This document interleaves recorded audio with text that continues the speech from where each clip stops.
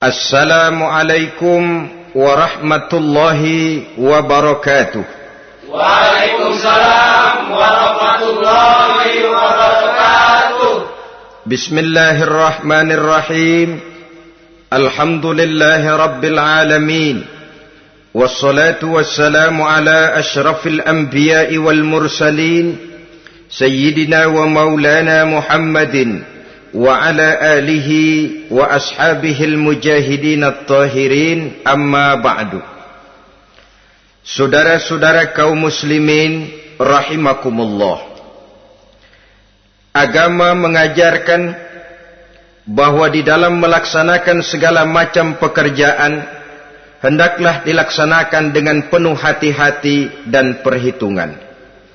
Dikatakan dalam pepatah, fit ta'annis salamah wa fil ajalatin nadamah. Di dalam keberhati-hatian itu ada keselamatan, dan di dalam sikap tergesa-gesa, di dalam sikap terburu-buru biasanya mengandung penyesalan. Tetapi ada 5 perkara yang malah memang harus dikerjakan secara buru-buru. Apa yang 5 perkara itu? Pertama, mengubur jenazah.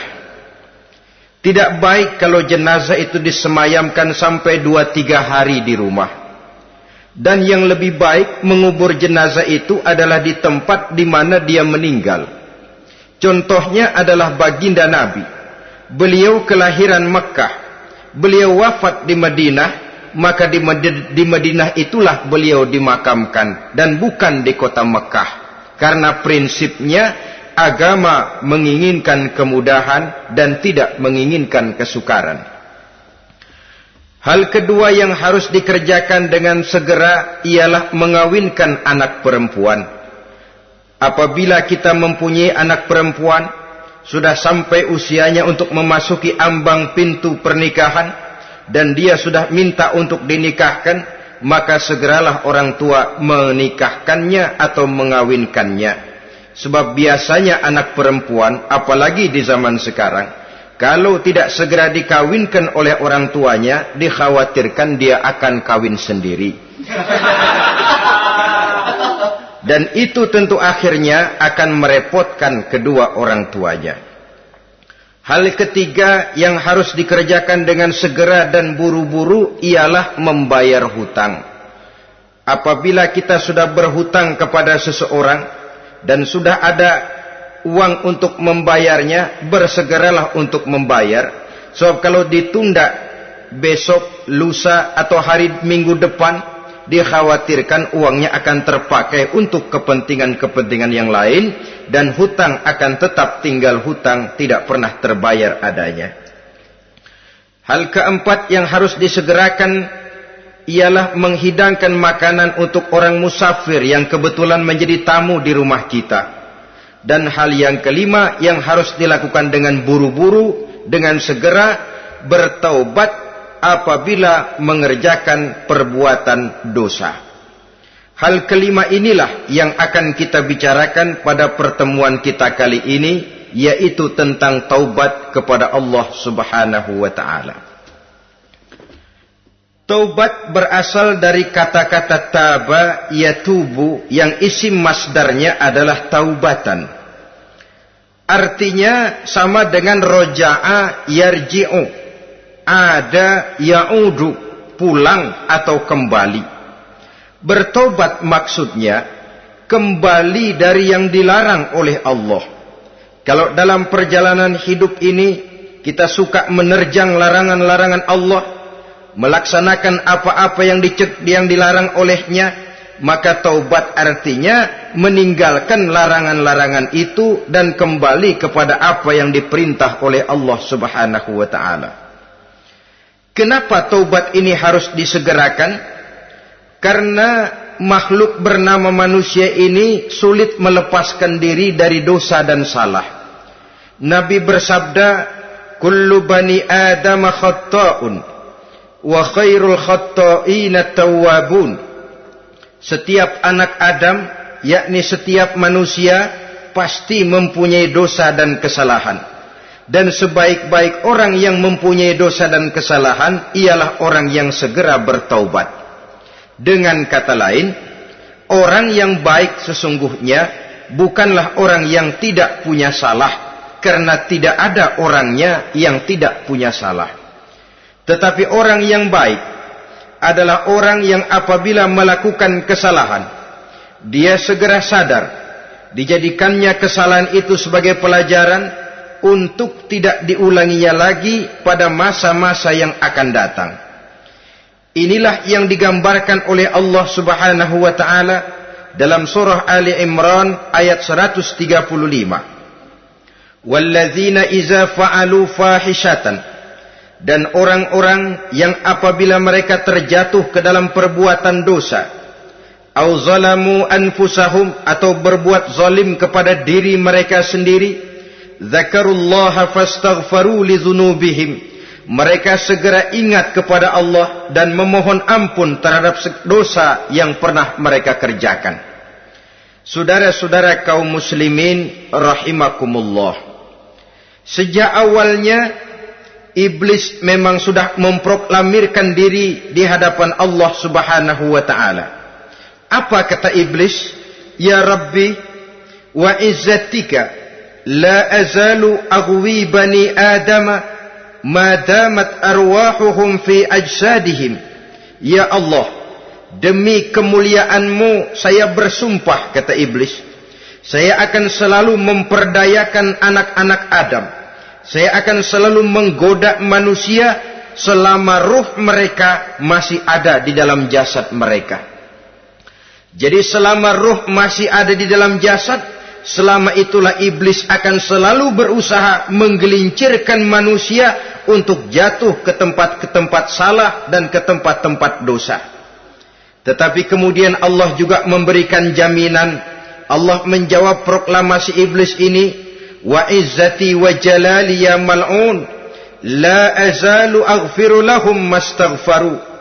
Demi kehormatanku, demi kemuliaanku, hai mal'un, hai yang terkutuk, hai iblis, kalaupun engkau selalu memperdayakan manusia, kalaupun engkau selalu menipu dan menggoda mereka sepanjang ruh mereka masih ada di dalam jasad, aku akan senantiasa memberikan ampun kepada mereka sepanjang mereka memohonkan ampun kepadaku. Inilah jaminan dari Allah Subhanahu wa ta'ala. Saudara-saudara kaum muslimin rahimakumullah, oleh karenanya apabila kita berbicara tentang taubat, artinya kita berbicara tentang tingkah laku kita dalam kehidupan sehari-hari. Apa yang harus kita lakukan untuk sempurnanya satu taubat? Pertama, menyesal terhadap dosa yang pernah kita lakukan. Kadang-kadang ada juga orang bertaubat, tapi bukan nyesal terhadap dosa yang dia kerjakan, malah puas katanya. Dia ngomong sama teman-temannya, saya dulu zaman muda sudah kenyang judi, kenyang zina, kenyang mabuk-mabukan, sudah puas. Sekarang tinggal benernya saja, saya sudah taubat. Taubatnya sih bagus, tapi puasnya itu yang jelek. Kenapa harus dikatakan puas? Bukan puas, menyesal. Menyesal saya dulu. Kenapa hanyut terjebak dosa? Kenapa tenggelam di meja judi? Kenapa tenggelam di minum-minuman keras? Kenapa hanyut kepada perbuatan munkar dan maksiat? Saya menyesal sekali. Menyesal diperintah dan bukan malah puas. Dari rasa menyesal ini nanti timbul hal yang kedua, yaitu berniat tidak akan mengulangi lagi perbuatan dosa. Kalau menyesal tapi masih diulangi lagi, itu belum taubat yang sebenarnya. Saya kapok, menyesal, tidak mau minum minuman keras lagi. Besok tidak ada minuman keras, malah pusing, nyari kesana kemari. Itu belum taubat yang sebenarnya. Jadi setelah menyesal, berniat tidak akan mengulangi lagi perbuatan dosa itu. Kalau menyesal tapi masih diulanginya lagi, itu sama saja dengan main-main. Saudara-saudara kaum muslimin rahimakumullah, Barangkali itu yang orang namakan dengan taubat sambal namanya. Kita kalau makan nasi pakai sambal, pedesnya bukan main, repot, marah, ngomel. Gila, sambal pedes bukan main, taubat sama sambal. Taubat sama sambal katanya. Tapi 2-3 hari kemudian dia makan lagi, nggak ada sambal, nyari. Kemarin sudah taubat, 2 hari kemudian malah nyari. Ini bukan taubat yang sebenarnya. Penyesalannya tidak diiringi dengan berniat untuk tidak mengulangi perbuatan dosa itu selama-lamanya. Saudara hadirin, kita sudah taubat, tidak mau lagi minum minuman keras. Datang teman, minum ya? Enggak mau. Kenapa? Saya sudah taubat. Yang benar, benar. Kalau dibayarin, tahu dah. Jadi rupanya taubatnya itu cuma karena nggak ada yang bayarin. Begitu datang yang bayarin, berangkat lagi. Itu belum lagi merupakan taubat yang sebenarnya. Begitu juga kita taubat dari meja judi. Pada waktu sudah bures, bangkrut, habis-habisan, mungkin menyesal, mungkin bertaubat. Inilah akibatnya judi, rumah tangga berantakan, harta boros, anak terlantar, uang tidak ada. Taubat, saya tidak mau lagi-lagi tenggelam di meja judi. Pada saat kondisinya bangkrut, itu yang diucapkan. Tapi 2-3 hari, 4-3 minggu, 1 bulan kemudian rezekinya banyak, makmur lagi, usahanya maju lagi, lupa lagi dia kepada ucapan sebelumnya. Akhirnya sedikit demi sedikit tenggelam kembali di meja judi. Ini pun belum merupakan taubat yang sebenarnya. Jadi untuk sempurnanya taubat, yang pertama menyesal terhadap dosa yang telah dilakukan. Yang kedua berjanji tidak akan mengulangi lagi. Kemudian yang ketiga meninggalkan perbuatan jahat itu untuk selama-lamanya. Dengan kata lain, kalau memang taubat tidak mau minum lagi, talak 3 itu minuman keras. Kalau memang niat tidak akan berjudi lagi, talak 3 itu segala macam bentuk perjudian. Meninggalkan perbuatan jahat. Yang keempat, menunaikan semua fardu dan kewajiban. Sebab barangkali pada saat kita tenggelam dalam dosa, perintah-perintah Allah, jangankan yang sunnah, yang wajib saja sering kita lalaikan. Maka apabila diri telah berniat melaksanakan taubat, maka tunaikan semua kewajiban yang disyariatkan oleh agama kepada kita.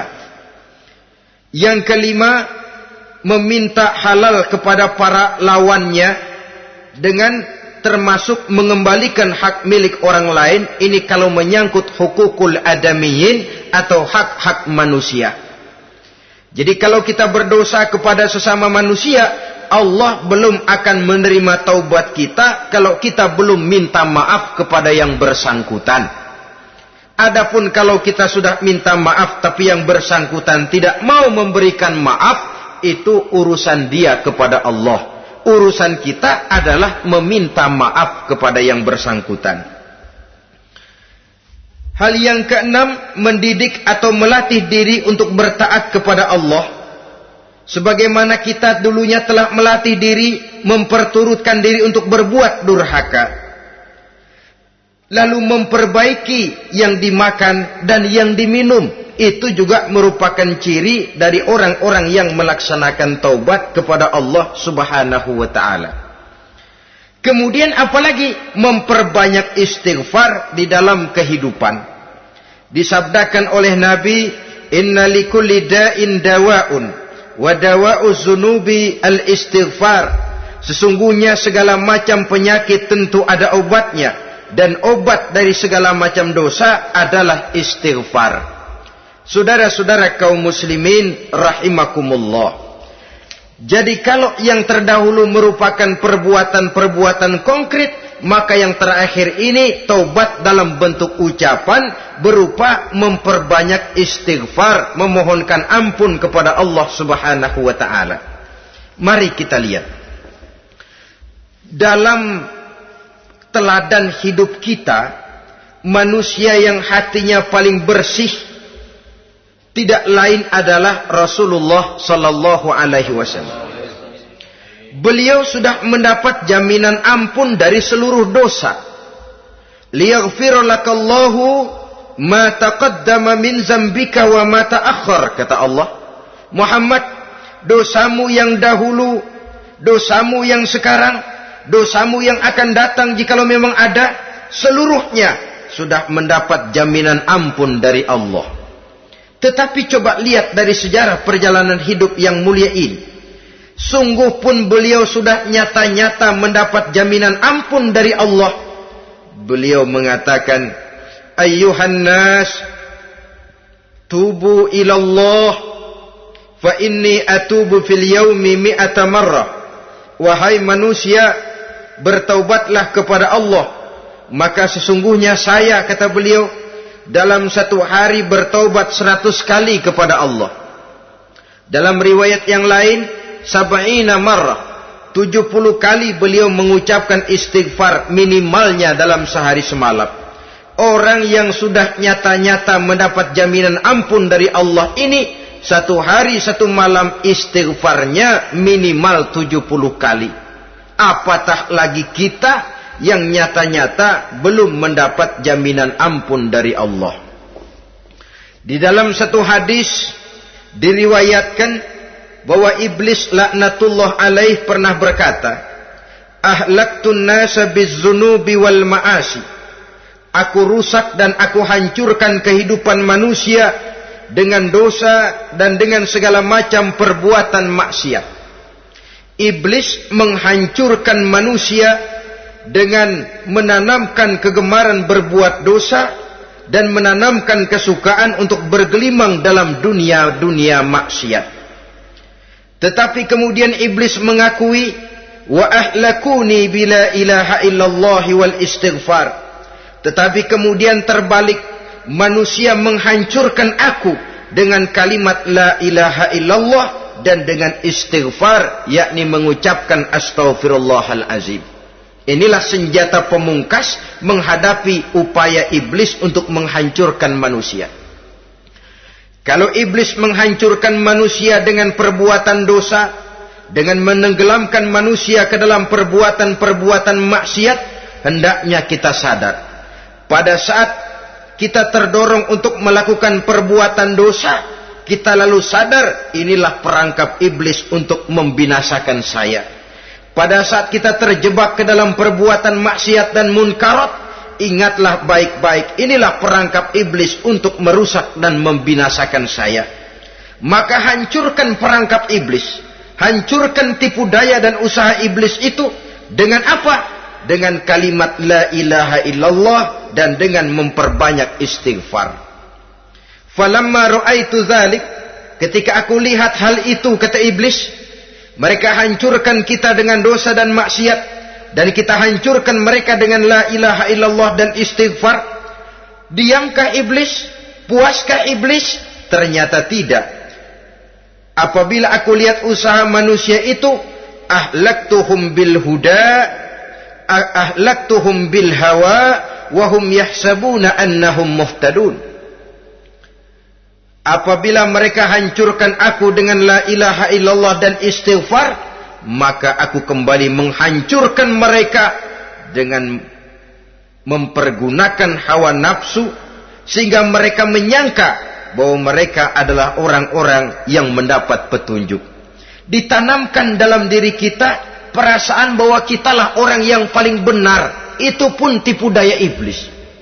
Maka orang pintar itu baik, tapi merasa pintar itu jelek. Orang benar itu bagus, tapi merasa benar itu tidak baik. Karena biasanya orang kalau sudah merasa benar, lalu cenderung untuk menganggap orang lain tidak benar. Kalau sudah begitu, dia akan mengklaim diri, sayalah orang yang paling benar, yang lain tidak benar semuanya. Itu termasuk perangkap iblis juga. Setelah kita gempur mereka dengan kalimat tahlil dan dengan kalimat istighfar. Saudara-saudara kaum muslimin rahimakumullah. Allah Maha Pengasih dan Maha Penyayang. Ia akan mengampunkan perbuatan yang bersifat salah dari manusia. Hanya manusia saja yang kadang-kadang bodoh, tidak mau mengampuni dan memaafkan dirinya sendiri, dengan membiarkan dirinya terseret berlarut-larut dalam dosa tanpa keinginan untuk bertaubat. Sepanjang nafas belum sampai di tenggorokan, sepanjang matahari masih terbit di sebelah timur dan terbenam di sebelah barat, sepanjang itu Allah masih akan menerima taubat seorang hamba. Innallaha yaqbalu taubatal abdi ma lam yugharghir. Allah akan senantiasa menerima taubat seorang hamba sebelum nafasnya sampai di tenggorokan. Apabila nafas sudah sampai di tenggorokan, maka taubat sudah terlambat adanya. Lalu yang konkret di dalam kehidupan ini, apa ciri-ciri dari orang yang melaksanakan taubat itu?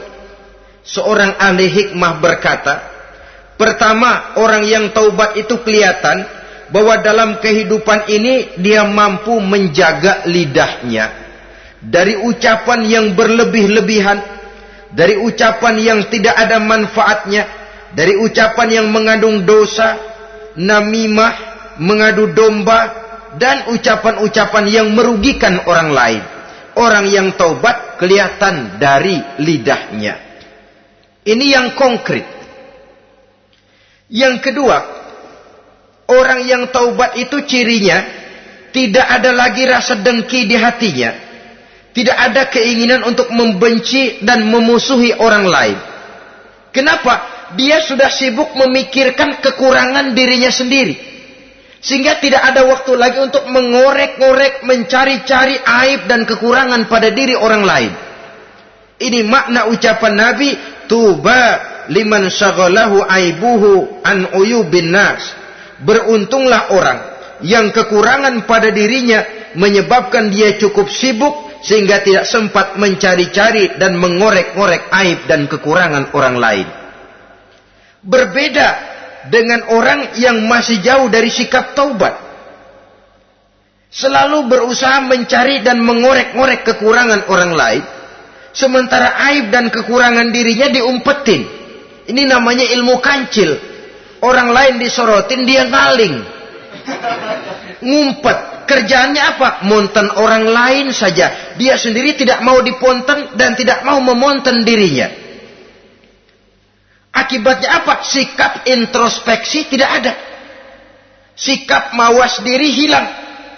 Sikap melihat, bercermin terhadap pribadinya sendiri hilang. Yang ada cuma menilai orang lain saja. Jadi adapun orang yang sudah bertaubat ini, di hatinya tidak ada dengki. Melihat orang lain mendapat nikmat, alhamdulillah, dia ikut bersyukur. Lain dengan orang yang jauh dari taubat. Tetangganya dapat nikmat, dia meriang. Tidak senang hatinya melihat orang lain senang.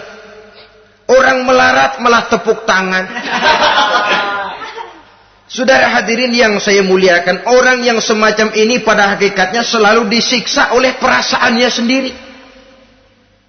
Kalau tetangganya yang kaya, ditanya kemana dukunnya. Tapi kalau tetangganya jatuh melarat, dia tepuk tangan, gembira bukan main. Lain dengan orang yang sudah bertobat, hasud itu hilang dari dirinya. So hasud inilah yang akan memakan kebaikan yang kita kerjakan. Kata Nabi, hasud itu bisa memakan kebajikan seperti api memakan kayu bakar. Allahu Akbar. Puasa kita, zakat kita, sholat kita, habis keropos dimakan oleh sifat hasud. Tidak terasa, tapi begitu kita punya sifat dengki kepada orang lain, maka sholat kita dimakan oleh dengki tadi, puasa kita dimakan oleh dengki tadi, segala macam kebaikan yang kita kerjakan dimakan oleh si dengki tadi, seperti api memakan kayu bakar, cepat sekali. Itulah sebabnya bagaimanapun banyak kebaikan yang sudah kita kerjakan, jangan bangga dan jangan lalai. Sebaliknya, bagaimanapun besar dosa dan kesalahan yang pernah kita lakukan, jangan putus asa dari rahmatnya Allah Subhanahu wa ta'ala. Jadi yang kedua, ciri orang yang bertaubat, di hatinya tidak ada dengki dan tidak ada rasa ingin memusuhi orang lain. Dia berhadapan dengan setiap orang dengan modal husnuzon, baik sangka kepada Allah. Tidak a priori. Kadang-kadang ada orang ketemu saja baru tapi sudah punya rasa jelek. Diperturutkannya suuzonnya. Yang ketiga, ciri orang bertaubat itu menjauhkan diri dari pergaul dengan orang-orang jahat. Sebab kita tahu bahwa pergaulan sangat besar pengaruhnya dalam ikut membentuk kepribadian manusia. Asyariku wa fi syarri syarrun. Bersekutu dengan kejahatan biasanya ikut jadi jahat. Walaupun secara langsung tidak melakukan kejahatan, tapi sudah termasuk dalam jamaah yang jahat juga namanya. Saudara-saudara kaum muslimin, bukan berarti orang yang taubat lalu tidak mau bergaul itu juga mencerminkan keangkuhan diri. Bergaul dia bergaul, tetapi kepada orang-orang yang jahat ia sekedar menghindarkan diri pergaulannya itu dari kejahatan yang bisa ditimbulkan oleh orang-orang jahat tadi. Ciri yang keempat dari orang yang bertaubat, dia mempersiapkan diri untuk menghadapi mati. Mempersiapkan diri. Sebagaimana kita tahu, kalau kita akan pergi ke luar kota, tentu kita membawa bekal. Makin jauh perjalanan, makin banyak bekal yang harus kita bawa. Hidup ini adalah perjalanan panjang yang kita juga memerlukan bekal dalam kehidupan. Orang yang bertaubat, orang yang mempersiapkan diri untuk menghadapi maut dan menghadapi hari-hari sesudah maut itu datang. Menghadapi kehidupan di alam barzakh, menghadapi kehidupan di alam akhirat dan selanjutnya. Dia mempunyai persiapan sehingga kapan maut datang dia sudah punya persiapan lebih dahulu. Saudara, kalau kita siap dipukul orang, pada saat pukulan itu datang, rasanya sakitnya agak lebih kurang daripada kita tidak pernah siap untuk dipukul. Walaupun bobot pukulannya sama, tapi kita akan lebih punya daya tahan kalau kita sudah siap. Oleh karena itu, orang yang bertobat, orang yang mempunyai persiapan untuk menghadapi mati. Tidak hanya untuk menghadapi mati, tapi juga menghadapi hidup di seberang kematian nanti. Maka karenanya, dia sibuk dengan dunianya, tapi juga dia lebih sibuk dengan akhiratnya. Dia tenggelam dalam berbagai macam kesibukan dunia, lain saat dia memfanakan diri untuk membekali diri menghadapi kehidupan sesudah hidup yang sekarang ini. Ciri-ciri ini tentu akan kelihatan dari gerak hidup seseorang. Saudara-saudara kaum muslimin rahimakumullah. Jadi dengan kata lain, kalau kita kembali kepada surah Ali Imran ayat 135 tadi, apabila dalam kehidupan terjebak kita kepada perbuatan dosa atau zalim kepada diri sendiri, zakarullah, segeralah mengingat Allah, fastaghfaru li dzunubihim, dan segera memperbanyak istighfar, memohon ampun kepada Allah Subhanahu wa taala, sebab dosa dalam Islam hanya bisa ditebus dengan taubat. Bukan dengan uang, bukan dengan beras, bukan juga dengan piagam. Dosa dalam Islam hanya bisa ditebus dengan melaksanakan taubat kepada Allah. Dan untuk bertaubat tidak usah ngulur waktu. Besok saja, bulan depan saja, tahun depan saja, nanti saja kalau sudah agak sedikit tua. Ibarat diri kita ini kaca, kata Imam Ghazali, maka dosa adalah debu. Apabila kaca kena debu, sedikit nempel debu, lalu dilap, sedikit nempel debu, terus dilap lagi, insya Allah kaca akan tetap bersih. Tapi kalau kita menunggu debu sampai banyak, apalagi sampai berurat, berkarat, nanti akan sulit membersihkannya. Demikian hati manusia itu. Kalau sudah dihinggapi oleh dosa, ditumpuknya lagi, berkarat dosa dalam hati, biasanya berat untuk melaksanakan taubat. untuk lebih meningkatkan pengertian kita tentang ciri dari orang-orang yang bertaubat, mari kita ikuti sebuah dialog yang pernah terjadi antara Rasul dengan para sahabat.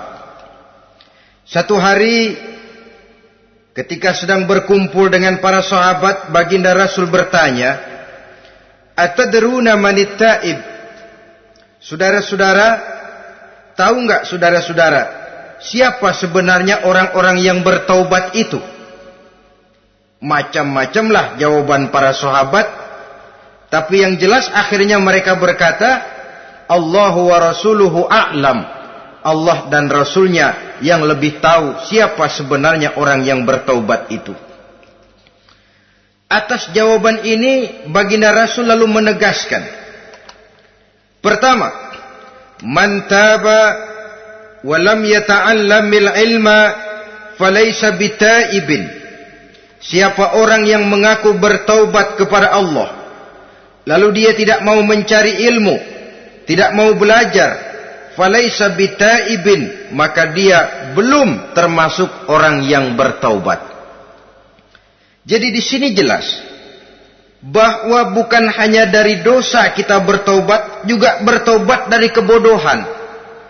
Dalam arti tidak membiarkan diri kita bodoh terus menerus. Dengan bahasa anak sekarang, bodoh tapi betah.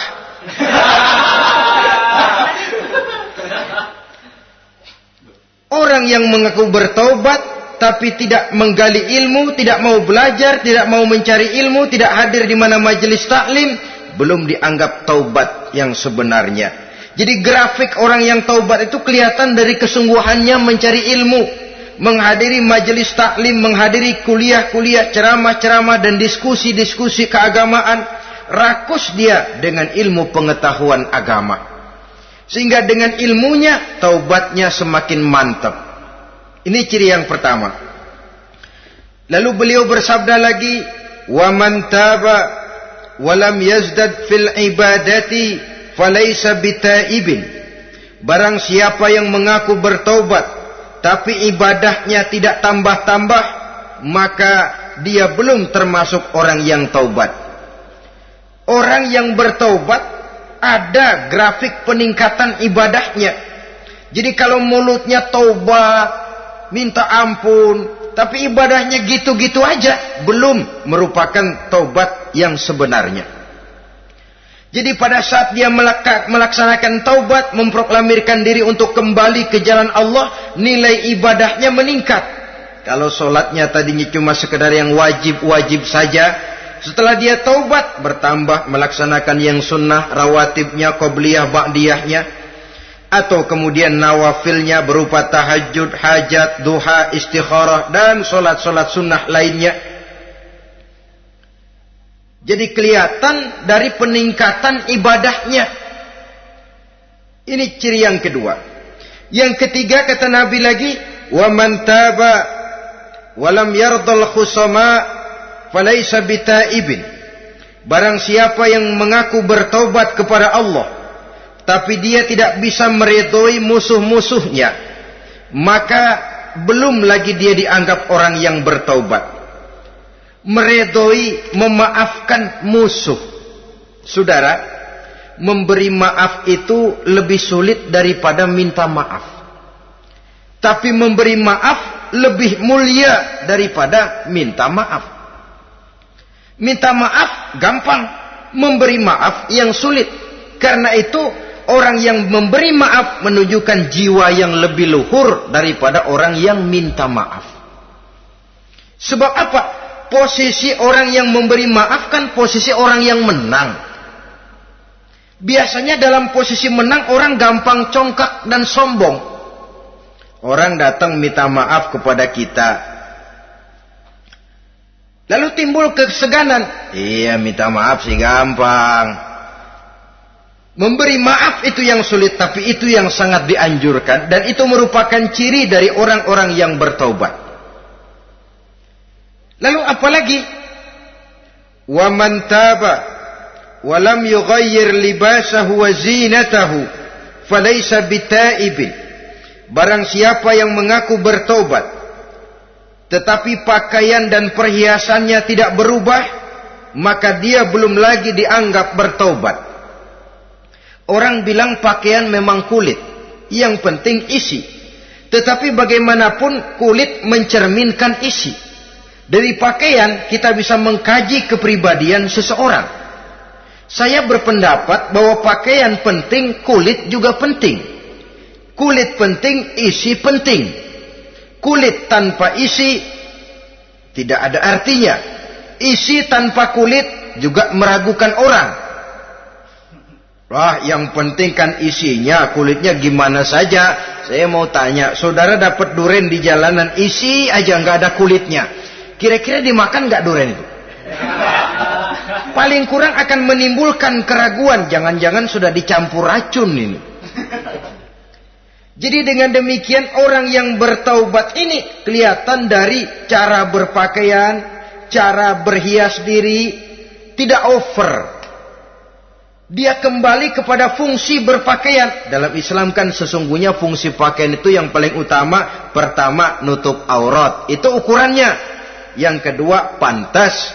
Yang ketiga, baru soal mode. Di zaman kita sekarang terbalik. Mode nomor 1, pantas belakangan, nutup aurat apa tidak nomor 16.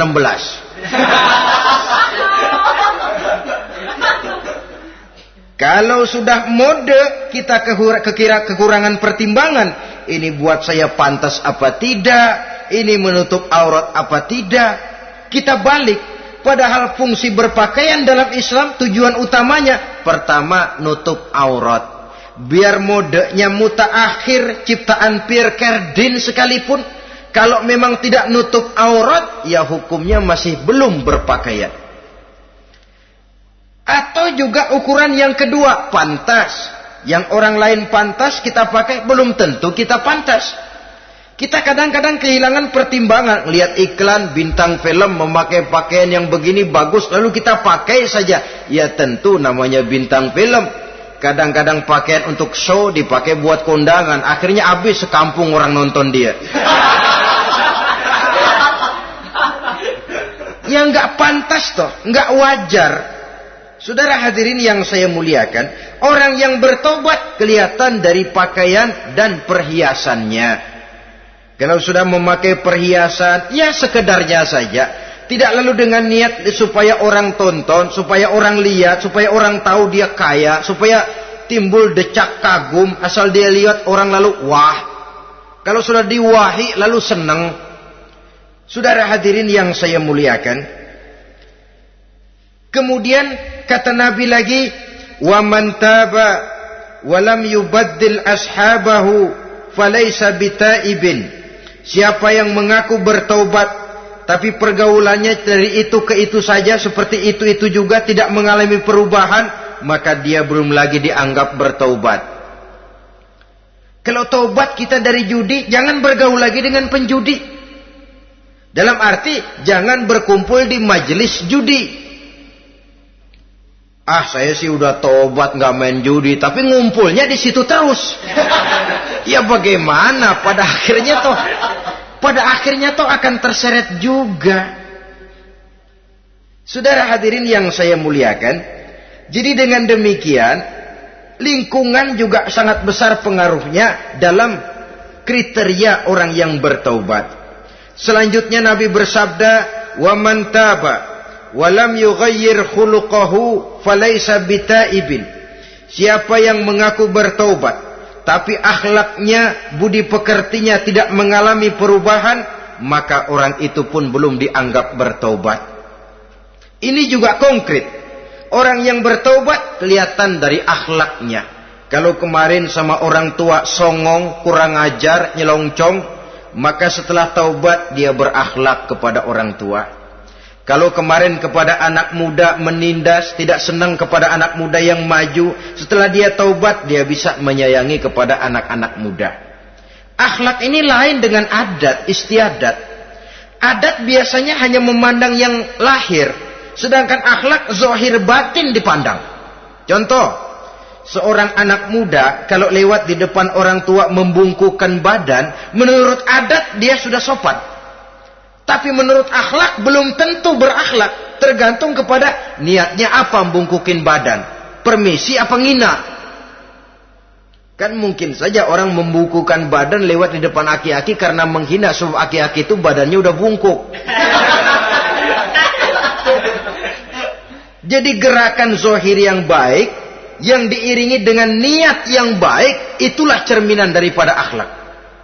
Kalau adat terlepas dari soal niat. Asal zohirnya sudah oke, menurut adat, oke dia beradat. Niatnya apa? Adat tidak pernah menilai. Maka orang yang bertaubat pun kelihatan dari akhlaknya. Dan akhlak itu adalah keseluruhan tingkah hidup manusia. Cara berjalan ada akhlak. Cara makan ada akhlak. Cara duduk ada akhlak. Cara tidur ada akhlak. Sehingga pantas ketika Siti Aisyah ditanya, Aisyah, Rasulullah itu akhlaknya apa sih? Beliau menjawab, karena Rasulullah khuluquhul Quran. Rasulullah itu akhlaknya Quran. Sehingga di kalangan ilmuwan lalu ada ungkapan bahwa Nabi Muhammad adalah Quran berjalan. Maksudnya seluruh konsepsi Quran sudah diterjemahkan dalam kehidupan Nabi. Maka tidak heran kalau Islam mengatur kehidupan manusia sejak yang sekecil-kecilnya sampai yang sebesar-besarnya. Cara berpakaian ada akhlaknya, kan begitu toh dalam Islam. Saudara diri di depan kaca, ngaca, ada akhlaknya, ada bacaannya. Allahumma kama hassanta khalqi fahassin khuluqi. Sampai saudara masuk ke dalam WC sekalipun ada akhlaknya. Karena akhlak adalah keseluruhan gerak hidup manusia. Orang yang bertobat kelihatan dari perubahan akhlaknya. Kemudian beliau bersabda, "Wa man taba wa lam yatwi firashahu wa bisatahu falaysa bitaibin." Siapa orang yang mengaku bertaubat tetapi dia tidak menggulung tempat tidur dan spraynya, maka dia belum dianggap bertaubat. Ini bahasa kinayah. Menggulung spray, melipat tempat tidur artinya lebih banyak ibadahnya daripada tidurnya. Kalau ngaku taubat tapi sehari 24 jam, 22 jam tidur, cuma 2 jam ibadah, ya belum mencapai kriteria itu. Dengan kata lain, orang apabila sudah memproklamirkan diri untuk taubat, menyingsingkan lengan baju, melipat spray, menggulung tempat tidur. Bukan berarti dia tidak tidur-tidur, tetapi bersiap diri untuk melaksanakan ibadah yang pada saat dia terjebak dalam dosa, sudah banyak ibadah yang ditinggalkannya. Saudara-saudara kaum muslimin rahimakumullah. Kemudian beliau bersabda pula, "Wa man taba wa lam yatasaddaq falaysa bitaibin." Barang siapa yang mengaku bertobat, kemudian dia tidak menyedekahkan karunia yang diberikan Allah kepadanya, maka taubatnya belum lagi dianggap taubat yang sebenarnya. Faman istabana minal abdi hazihil khisal fahuwa taibun haqqa. Apabila nyata tanda-tanda ini pada diri seorang hamba, maka barulah taubatnya dinamakan taubat yang sebenarnya. Jadi untuk taubat itu ada 2 jalan yang bisa kita tempuh. Pertama, taubat dengan lisan. Taubat dengan ucapan. Dalam artian apa? Memperbanyak istighfar. Istighfar yang mana? Yang mana yang mungkin saja. Kalau waktunya sempit ya istighfar yang pendek-pendek. Astaghfirullah, astaghfirullah, astaghfirullah. Mau yang lebih panjang, astaghfirullahalazim allazi la ilaha illa huwal hayyul qayyum wa atubu ilaih min jami'il ma'asi waz zunub la haula wala quwwata illa billahil aliyyil azim. Ada waktu yang lebih panjang lagi membaca sayyidul istighfar. Tiap kali berbuat jahat, tiap kali diiringi dengan istighfar. Nah, ini yang bisa runtuh dengan istighfar ini dosa apa? Dosa yang ringan. Dosa yang biasanya dilakukan oleh panca indera kita. Mata, ini dosa mata, insya Allah bisa runtuh dengan istighfar. Ngelihat yang haram, cepat nunduk, astagfirullah. Habis nunduk, jangan ngeliatin lagi.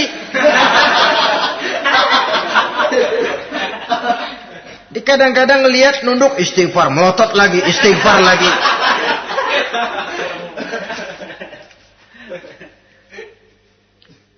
Saudara hadirin yang saya muliakan, kata Imam Ali, nazratul ula laka wasaniyatu alaika. Ini dalam menjaga mata. Pandangan pertama rezekimu kelihatan, namanya kelihatan kan rezeki. Pandangan pertama rezekimu, ulangannya dosamu. Ulangannya ini yang bisa membawa dosa. Dosa karena lidah, mengucapkan kata-kata yang menyakitkan orang. Dengan istighfar, insya Allah runtuh. Adapun dosa-dosa besar lainnya, tentu harus dengan perbuatan. Tidak cukup dengan sekedar istighfar saja. Perbuatannya apa? Itulah seperti yang sudah saya sampaikan pada ciri-ciri orang yang bertaubat tadi. Oleh karenanya, beruntunglah kita masih diberikan umur oleh Allah.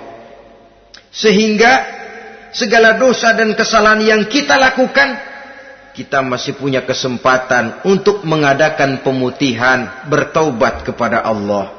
Nah, apa kemudahan yang diberikan Allah kepada orang yang melazimkan istighfar di dalam hidupnya? Pertama, kata Nabi, man lazimal istighfar, siapa orang yang melazimkan, membiasakan diri istighfar, diberikan keistimewaan oleh Allah. Pertama, ja'alallahu lahu min kulli dhiqin makhraja. Allah akan memberikan jalan keluar untuknya dari segala macam kesulitan. Hidup ini kan problem. Makin tinggi status sosial, makin banyak urusan.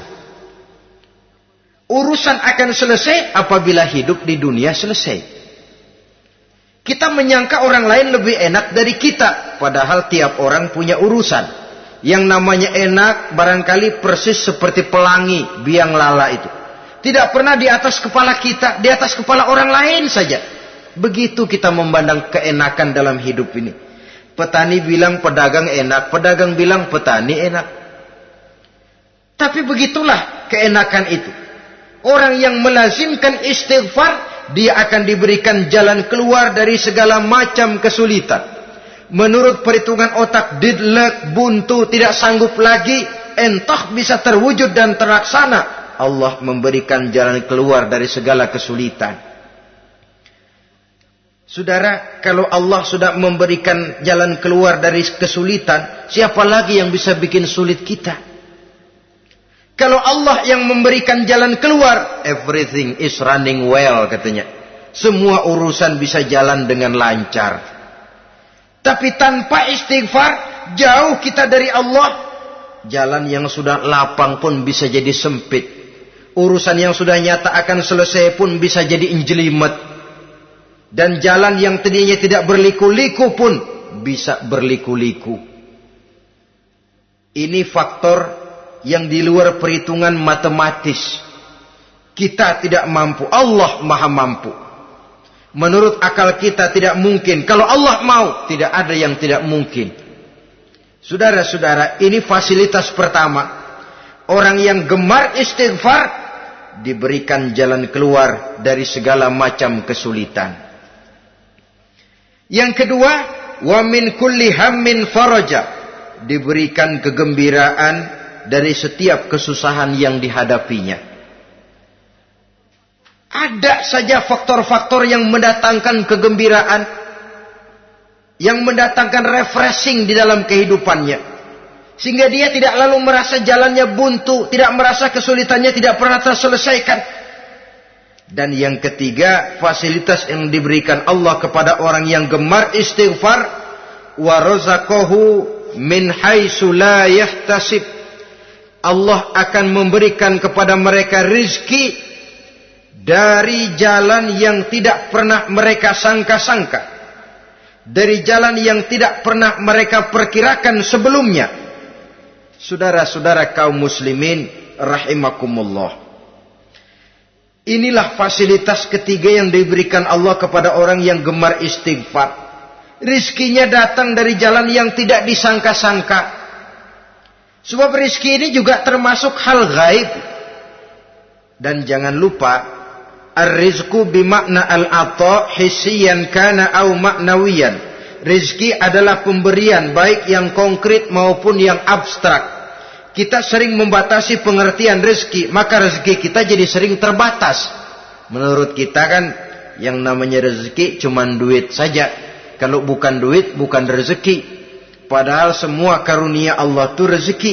Umur rezeki, istri rezeki, anak rezeki, pangkat dan jabatan rezeki, termasuk duit juga rezeki. Tapi dalam kebiasaan kita rezeki cuma duit. Begitu duit seret kita anggap rezeki macet. Maka akhirnya kita tidak bersyukur kepada Allah. Padahal mungkin di sektor duit macet, tapi rezeki dari segi lain, ilmu barangkali tambah, wibawa naik, pangkat naik, anak tambah, itu juga merupakan rezeki. Saudara-saudara kaum muslimin rahimakumullah, orang yang gemar istighfar ini diberikan rezeki dari jalan yang tidak disangka-sangkanya. Dibukakan perbendaharaan Allah untuknya. Sehingga rezekinya datang dari cara yang tidak disangka-sangka. Allah Maha Kaya. Kalau dia mau, la mani'a lima a'taita wa la mu'tiya lima mana'ta. Tidak satu kekuatan pun yang mampu mencegah apa yang hendak diberikan Allah, dan tidak satu kekuatan pun yang sanggup memberikan apa yang dicegah oleh Allah Subhanahu wa taala. Ini keistimewaan yang diberikan Allah kepada mereka yang gemar beristighfar di dalam kehidupan ini. Jangan lagi berpikir, gua sih nggak punya dosa, istighfar amat. Sombong, saudara-saudara. Manusia itu lebih baik merasa banyak dosa daripada merasa tidak punya dosa. Tanda orang bahagia, kata Nabi, 4. Pertama, orang yang selalu ingat kepada kesalahan yang pernah dia lakukan. Itu orang bahagia. Selalu ingat kepada kesalahan yang pernah dilakukannya. Sehingga pada saat akan melakukan kesalahan yang baru, dia mikir-mikir. Dosa gue yang kemarin udah 3 keranjang, nih nambah lagi. Ingatannya terhadap kesalahan yang lalu akan merupakan langkah preventif yang mencegah dirinya untuk tidak menambah kesalahannya. Orang bahagia, orang yang selalu ingat kesalahan yang pernah dia lakukan, terbayang di pelupuk mata, bukan ngumpet-ngumpetin dosa. Sebab apa yang mau kita umpetin di hadapan Allah? Yang kedua, tanda orang bahagia itu orang yang selalu melupakan kebaikannya. Kalau dia berbuat baik, dia lupakan. Dia anggap dirinya belum pernah berbuat baik. Sehingga di mana ada kebaikan, dia tidak bisa ikut. Dia merasa sangat rugi. Sebab dia anggap dirinya belum pernah berbuat baik. Yang ketiga, tanda orang bahagia, dalam urusan dunia, dia lihat ke bawah. Sehingga timbul rasa syukurnya. Bahwa kalau dia sengsara masih banyak yang lebih sengsara dari dia. Bahwa kalau dia miskin masih jauh lebih banyak yang miskin dari dia. Bahwa kalau dia menemui kesulitan masih banyak yang jauh lebih sulit dari dia. Dengan cara itu jiwanya akan lapang, hidupnya akan tenang, dan dia tidak pernah ingkar kepada nikmat yang diberikan Allah. Sebaliknya yang keempat, tanda orang bahagia itu dalam urusan akhirat dia lihat ke atas. Dunia, lihat yang bawah. Akhirat, lihat yang atas. Kalau dia bisa sholat, kenapa saya tidak? Kalau dia sanggup puasa, kenapa saya tidak? Kalau dia bisa baca Quran, kenapa saya tidak? Timbul panas, nyontoh ibadah mendatangkan kebahagiaan. Rakus ibadah malah dianjurkan. Rakus dunia malah tercela. Nah, lawanannya orang celaka, saudara-saudara. Orang celaka juga tandanya 4 lawanan yang tadi itu. Pertama, orang yang selalu melupakan kesalahannya. Kalau berbuat dosa lupa, sok bersih. Alah, dosa gue mah dikit.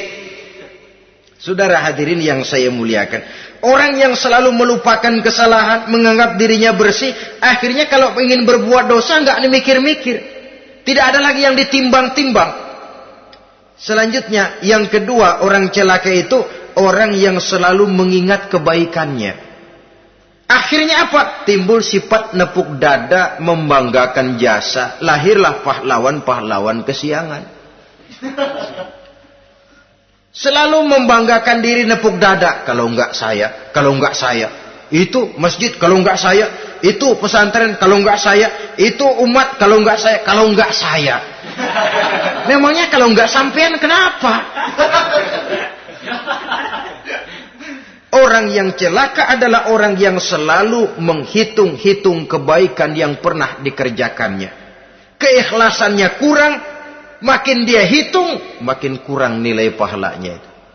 Makanya kalau berbuat baik, ya anggap saja buang sampah, gak usah ditengok-tengok, gak usah diingat-ingat, dan gak usah mengharap orang yang kita tempat berbuat baik akan membalas kebaikan.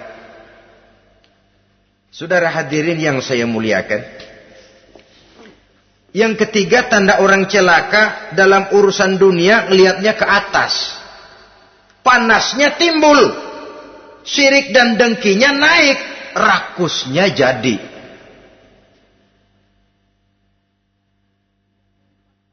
Timbul sifat panasnya itu. Tidak mau ngerti. Kalau tetangga saya bisa beli kulkas, kenapa saya tidak? Kalau tetangga saya bisa beli motor, kenapa saya tidak? Kalau tetangga saya bisa beli mobil, kenapa saya tidak? Gaji nggak cukup, tuyul piara.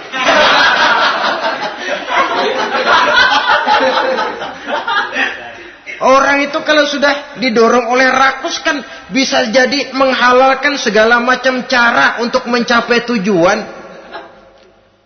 Dibakar oleh sifat tamak dan rakus bin serakah. Nah, kalau sudah didorong oleh rasa rakus, yang segera tersingkir pertama rasa malu. Orang kalau sudah rakus nggak ada malunya, rasa malunya hilang.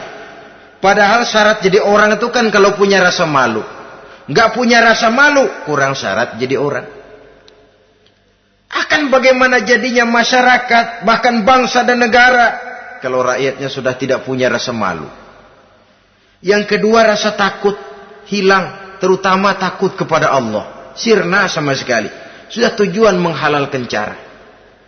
Yang keempat, tanda orang celaka dalam urusan akhirat, lihatnya malah ke bawah.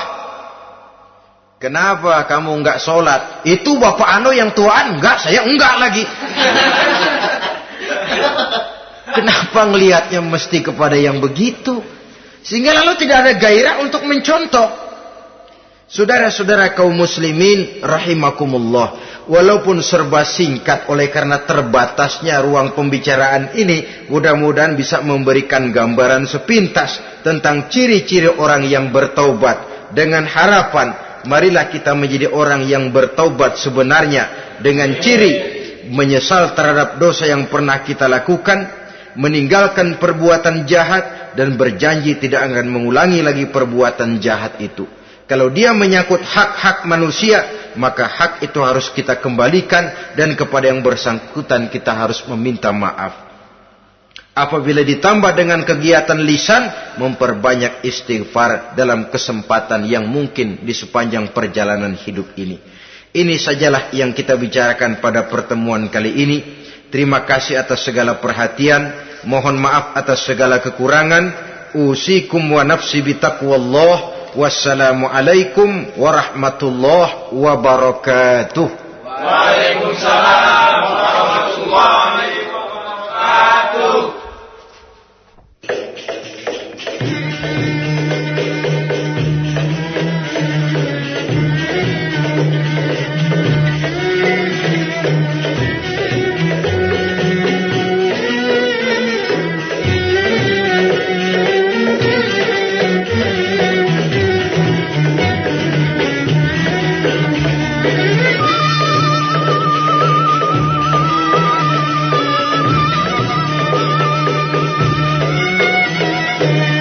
Amin.